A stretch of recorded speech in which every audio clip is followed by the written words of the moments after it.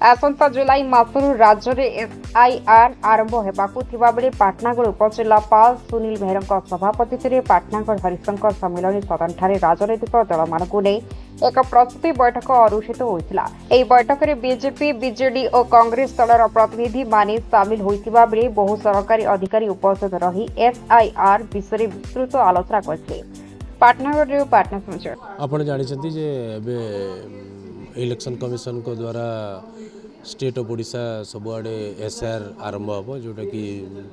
1/7/2024 आरंभ होबार तो आरंभ होगा पूर्व आमर जहाँ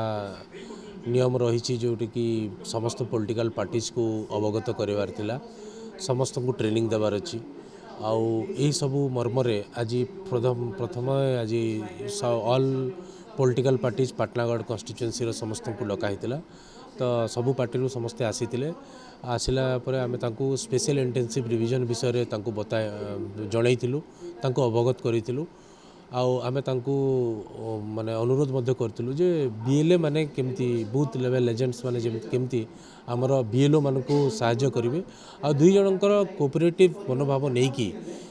एसआर जो बड़ कार्यक्रम रही बहुत काम रही से कामटा को सरल भाव में और निश्चित भाव में एटा गोटे निर्भुल भाव में स्पेशल इंटेंसिव रिविजनटा केमती हो पार तो तांको अनुरोध कराइला से कथा देते बीएलओ माने आमर बीएलओ समस्ते मिसिकी भल से काम करेंगे जो द्वारा कि आम गोटे हेल्दी इलेक्टोरल रोल 2026 करें और निर्भुल एसआईआर आमर जमती हम से समस्त को अनुरोध कर।